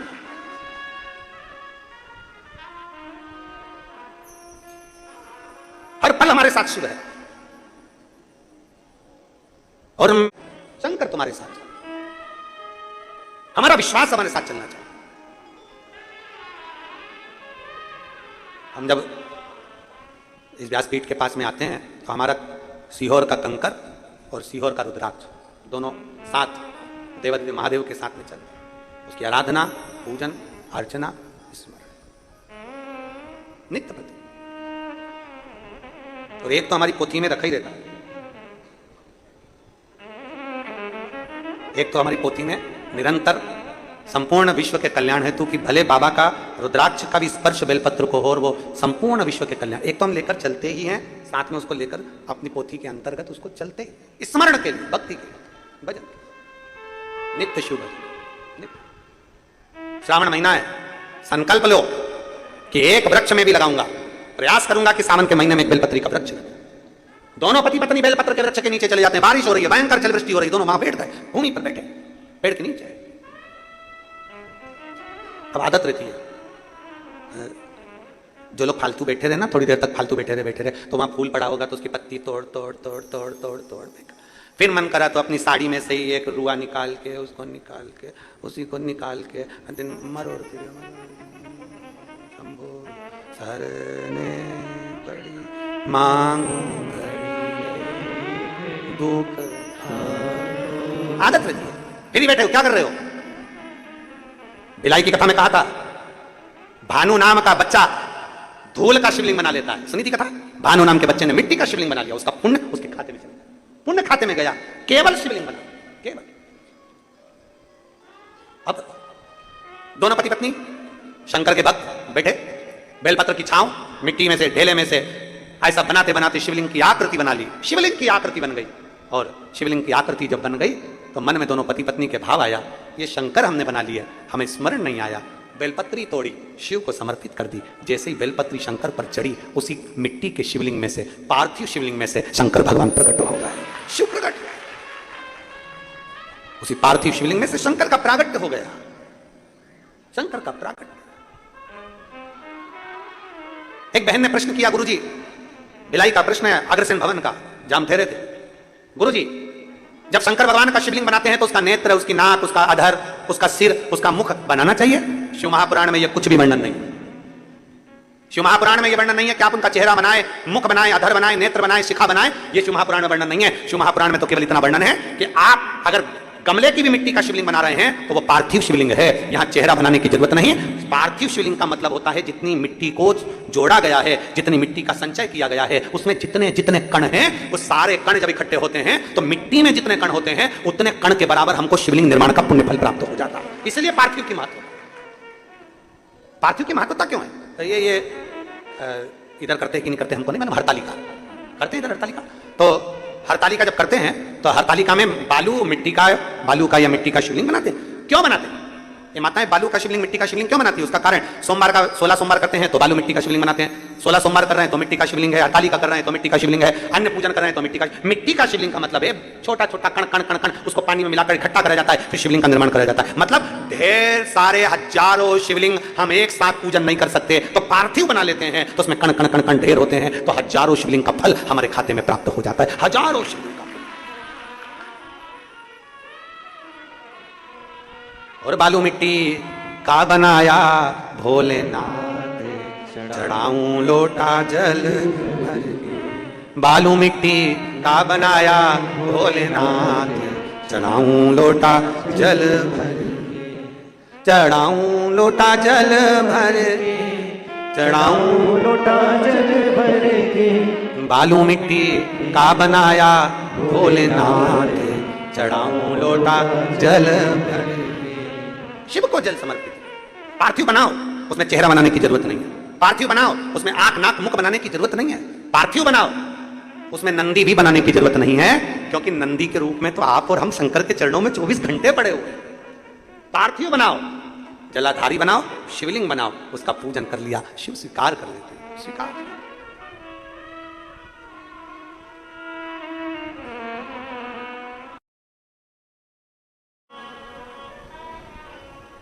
शिव जी पे समर्पित कर। एक बेलपत्र में इतना बल होता है कि 64 योगनियां, 33 कोटि देवताओं की धर्म पत्नियां, देवियां, 64 योगनियां, देवियां, सारी सिद्धियां, निधियां, सब बेलपत्र के इस पत्ते के, दोनों पत्ते और पत्ते के बीच में जो डंडी होती है, जो बची हुई जगह होती है, सारी निधि, सारी सिद्धि और सारी देवियों का स्थान होता है।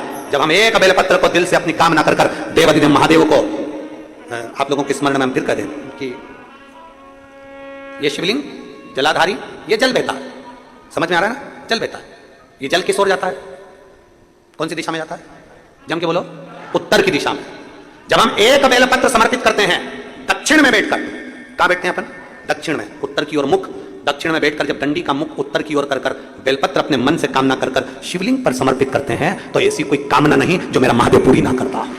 एक बेलपत्र। अब लोग कहते हैं गुरुजी, क्या बेलपत्र चढ़ाने का भी एक तरीका होता है? क्या भगवान शंकर को चढ़ाने का, जल चढ़ाने का भी एक तरीका होता है? क्यों नहीं होता? जब दवाई खाने का तरीका होता है, डॉक्टर लिखता अपने पर्चे में, सुबह खाना, शाम को खाना, दिन में खाना कि रात को खाना, सुबह खाली पेट खाना कि भरे पेट खाना, पानी से खाना कि दूध से खाना। बोलो बोलो, सही है कि गलत है? पानी से खाना कि दूध से खाना, रात को 9 बजे खाना, खाने के बाद खाना, भूखा पेट खाना। जब डॉक्टर लिख कर दे रहा है कि दवाई ऐसे लोगे तो फायदा करेगी, अब तुम्हारा मन करा, तुमने तो दवाई ली, सब एक साथ निपटा गई, और डॉक्टर के पास 5 दिन बाद जाकर बोली असर नहीं कर रही है।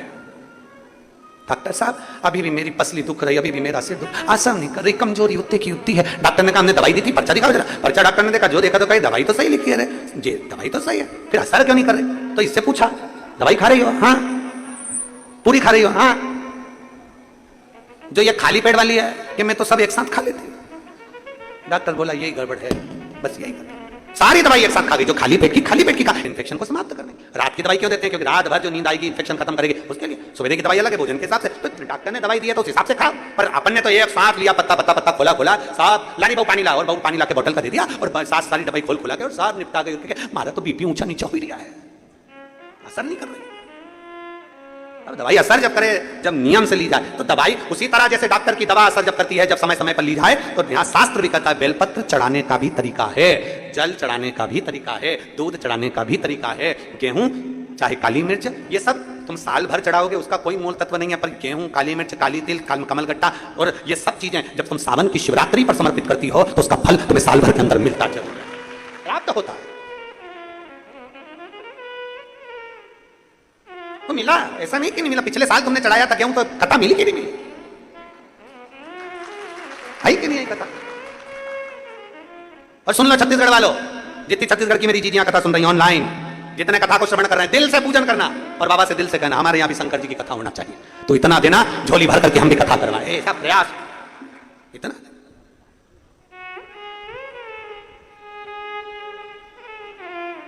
उसके बिना नहीं हो सकता, उसके बिना नहीं।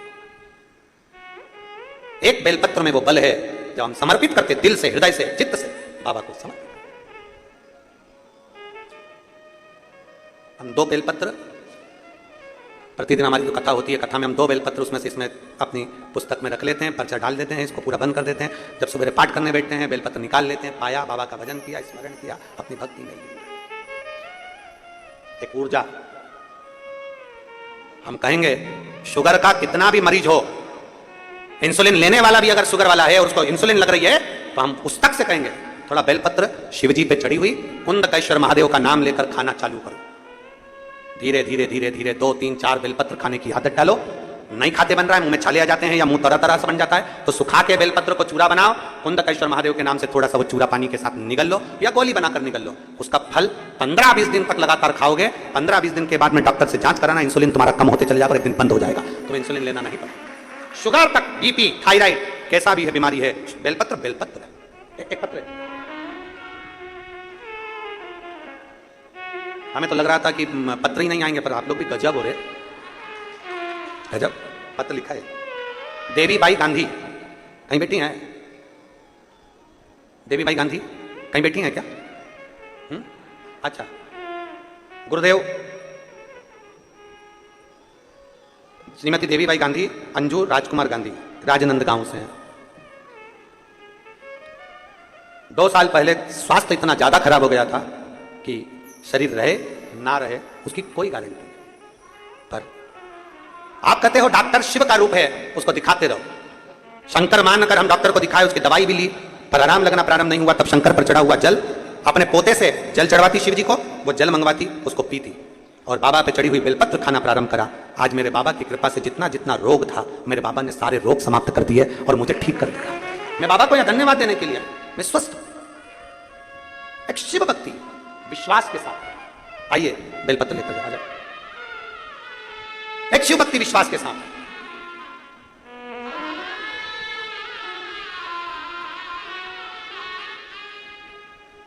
जितना भरोसा, जितना विश्वास, जितनी दृढ़ता हम धारण कर सके शिव के प्रति। फिर निवेदन करेंगे, जल हो, बेलपत्र हो, और मेरी माताओं से भी निवेदन, भाइयों से भी निवेदन, शंकर के मंदिर में चढ़ा हुआ जल, शिव का चढ़ा हुआ जल का आचमन भी आ जाओ।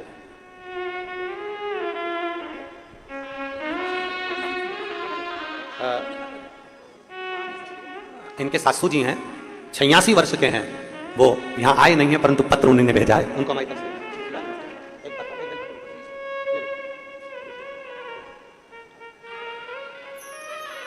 एक विश्वास अपने भीतर हो। शिव पर चढ़े हुए जल का भी एक भरोसा, एक दृढ़ता, एक विश्वास। दोनों पति पत्नी ने बेलपत्र चढ़ाया भगवान शंकर का। उनको नहीं मालूम था कि केवल एक पार्थिव लिंग का निर्माण करा, अनायास अनायास पार्थिव लिंग का निर्माण, अनायास। और पूरे देशवासियों से निवेदन है, पूरे देशवासियों से, भूलवश भी वो दोनों पति पत्नी से पार्थिव लिंग का निर्माण हो गया था तो शंकर ने उन पर कृपा कर दी थी।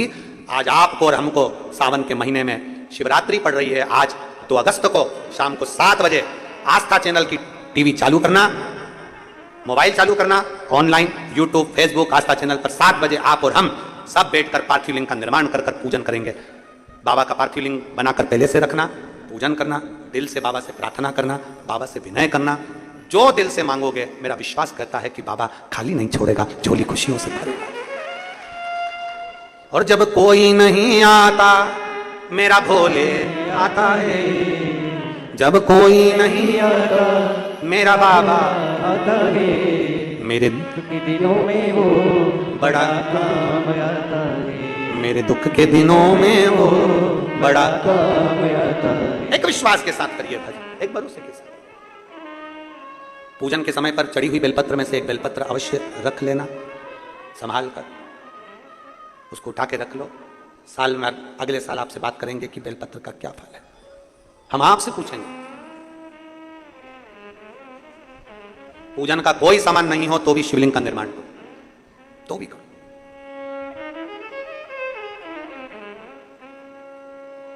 पूजन करते करते लाइट चली जाए, चिंता ना करिएगा। 1 लोटा जल और जो सामग्री बताइए वो दिल से श्री शिवाय नमस्तुभ्यम, श्री शिवाय नमस्तुभ्यम, श्री शिवाय नमस्तुभ्यम कहकर समर्पित करो दिल से, सुनेगा।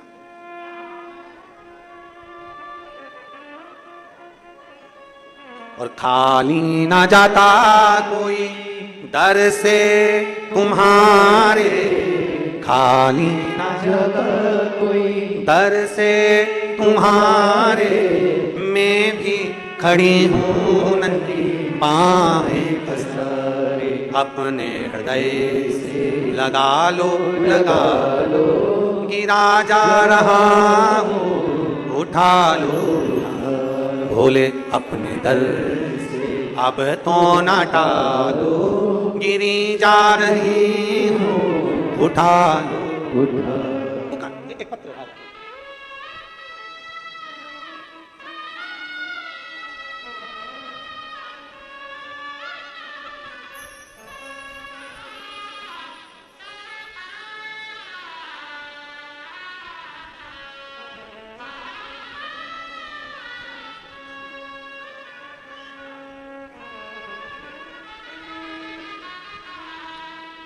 सोनम श्रीवास्तव कहीं बैठी हैं आप ही? लिया बाबू को लिया। सोनम श्रीवास्तव राजनंद गांव से हूं। महाशिवरात्रि की पूजन का क्या फल है गुरुजी सावन के महीने की, कोई मुझसे पूछे। पिछले वर्ष आपने कहा था कि एक बेलपत्र उठाकर शिवरात्रि पूजन की बेलपत्र को रख लेना चाहिए, अपनी कामना कर कर बाबा वो देता ही है। गुरुदेव, एक बेटी मेरी जन्म ले चुकी थी, 9 साल हो गए थे शादी को। इस बच्ची के जन्म के बाद 9 वर्ष बीत चुके थे पर मुझे दूसरी संतान नहीं हो रही थी। डॉक्टर ने भी मना कर दिया था कि तुम्हें अब संतान नहीं होगी। हमने बड़े से बड़े डॉक्टर का इलाज करवाया पर संतान का सुख नहीं प्राप्त हुआ दूसरा। तब वो बेलपत्र शंकर का ऑनलाइन अभिषेक हमने किया और एक बेलपत्र उठाकर बाबा से पुत्र की कामना के लिए करी। बाबा को मैं धन्यवाद देती हूँ। बाबा ने ऐसी कृपा करी कि मेरे यहाँ 17 फरवरी 2024 को पुत्र रत्न की प्राप्ति हुई है। मैं बाबा को प्रणाम करने के लिए लिया।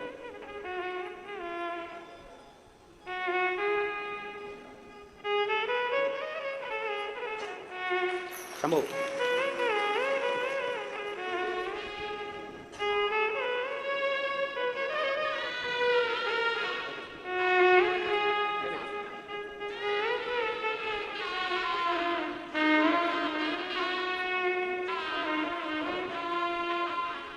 खाली ना जाता कोई दर से तुम्हारे, मैं भी खड़ी हूँ नंदी बाहें पसारे, अपने हृदय से लगा लो गिरा जा रहा हूँ, उठा लो। एक विश्वास के साथ में भजन करिए, बाबा पूजन करिए। दोनों पति पत्नी ने शिवलिंग का निर्माण करा, उस पर एक बेलपत्र भूलवश चढ़ा दे। भूल से भी अगर शंकर के शिवलिंग का निर्माण हो जाए, भूलवश भी अगर हम शंकर का शिवलिंग सावन महीने की शिवरात्रि पर निर्माण कर लें भूलवश भी, तो उसका फल हमें मिलता जरूर। चढ़ा दिया बेलपत्र सही तरीके से, अगर बेलपत्र चढ़ता है सही तरीके से, शिकार होता है, शिकार। आपसे पूछें, एक उत्तर दीजिएगा। छत बनाया, उसमें सही तरीके से ढाल बना दिया तो पूरा पानी नीचे गिर जाएगा कि नहीं गिरेगा? जम के तो बोलो, गिरेगा ना। और अगर छत बनाया और उसमें ढाल सही नहीं बनाया तो फिर पानी निकलेगा? फिर तो तुम्हें झाड़ू लेके जोड़ना पड़ेगा पानी को निकाल। जैसे कई कई बाथरूमों में पानी भरा रहता है तो वो झाड़ू से उसको वाइपर से साफ करती रहती है, पानी भरा गया तो निकाल रही है। अगर सही ढाल होता तो पानी निकल जाता, सही ढाल होता तो पानी निकल जाता। वो ढाल सही नहीं था ना, इसलिए पानी। तो उसी तरह शंकर को पाने का तरीका होता है, ढाल सही रखिए। आप कहां बैठ रहे हो, कैसे पूजन कर रहे हो, बेलपत्र कैसे चढ़ा रहे हो, शिव को कैसे रिझा रहे हो, यह आपको मालूम होना चाहिए। तुरंत मिलता शिव, तुरंत। क्या पहले के समय में लोग शंकर जी को जल नहीं चढ़ाते? चढ़ाते थे। सावन महीने में नहीं जाते थे? जाते थे। पर अब लोगों को शिवरात्रि की पूजन हो, चाहे रोज शंकर को जल चढ़ाना हो, चाहे बेलपत्र चढ़ाना हो, चाहे भगवान शंकर का जल चढ़ा हुआ का आचमन करना हो, अब लोगों को ज्ञात हो गया कि शिव को जल कैसे चढ़ाना, शंकर का अनुमोदन कैसे करना, शिव जी से प्रार्थना कैसे करना, शंकर को नमन कैसे करना, अब उनको ज्ञात हो गया। तुमने जान, बोल बम का नारा है सारी समस्या का हल। अब उनको ज्ञात हो गया कि शिव को कैसे प्राप्त करा। शंकर भगवान प्रसन्न हो गए, प्रकट हो गए। मांगो, तुम्हें क्या चाहिए? आज तक शिव का दर्शन नहीं करा था। पहली बार मिलन हुआ शिव से, पहली बार, पहली बार। अब हम आपसे पूछें, एकदम अचानक कोई तुमसे कह दे मांगो तुम्हें क्या चाहिए, एकदम पत्नी से पति कह दे आज मैं बड़ा खुश हूं, तू मांग ले, तुझे क्या चाहिए? पत्नी तुरंत विचार करेगी, मैं मांगू क्या? नेकलेस, चूड़ा, क्या मांगू? आज इतने खुश है, मैं क्या मांगू? और पत्नी तो मांग ले जो सामान मांगना अपनी जगह पर, इतने में आज एक दिन पत्नी कह दे पति से, आज मैं बड़ी खुश हूं, तुम मुझसे मांग लो, तुम्हें क्या चाहिए? पति सोचे जिंदगी में पहली बार गाड़ी उल्टी चली है। हमेशा मैं कहता था मांग ले तुझे क्या चाहिए, आज ये बोली है आज तुम्हारा जन्मदिन है, हैप्पी बर्थडे टू यू, आज मेरा मन कर रहा है मैं तुम्हें कुछ गिफ्ट दे दूं। पत्नी बोली पति से, मांग लो तुम्हें क्या चाहिए, आज मैं बड़ी खुश हूं, जो मांगोगे मैं तुमको दे दूंगी। इतनी देर में पति ऑफिस जाने की तैयारी कर रहा था, पत्नी फिर आ गई, मांगो आज मैं बड़ी खुश हूं, तुम जो मांगोगे मैं दे दूंगी, मांगो तुम्हें क्या चाहिए। इतने में पति ने कहा तलाक। फिर पत्नी गई अंदर, फिर गई अंदर, अभी आ रही मैं तलाक देती हूं तुमको, अभी आ मुश्किल। शिव कथा कर रही है, भगवान शंकर का चरित्र कर रहा है, मांगो तुम्हें चाहिए क्या, क्या दिया जाए तुमको, क्या दिया जाए? शंकर भगवान कहते हैं, दोनों कहते हैं हमें कुछ नहीं चाहिए, अगर देना है तो केवल इतना कृपा कर दो कि आपके चरणों की भक्ति कभी समाप्त ना हो, बस इतनी कृपा कर दो, और कुछ नहीं। क्या इससे ज्यादा क्या चाहिए? जैसे देवराज नाम के ब्राह्मण को भगवान शंकर ने मोक्ष दिया, बिंदु के मरने के बाद उनकी धर्मपत्नी चंचुला देवी ने शंकर की कथा का अविरल भक्ति प्राप्त करी। ऐसी अविरल भक्ति अपने भीतर होना चाहिए। ईश्वर जी और गोरा जी आ रहे हैं, जोरदार ताली बजाएं। ईश्वर जी, गोरा जी, जोरदार ताली बजाएं। ईश्वर जी और गोरा जी हमारे बीच में आ रहे हैं। शंकर पार्वती भगवान शंकर की अविरल भक्ति को धारण कर रहे हैं महाराज। भगवान शिव आनंद की राशि है, शिव तत्व को प्राप्त करें। ईश्वर जी और गोरा जी बनकर भगवान शंकर पार्वती जी के साथ में मंगलमय शिव महापुराण की कथा को श्रवण करने के लिए जाते हैं। आप और हम भी सब पवित्र सावन के महीने की आज 2 अगस्त से प्रारंभ हुई शिव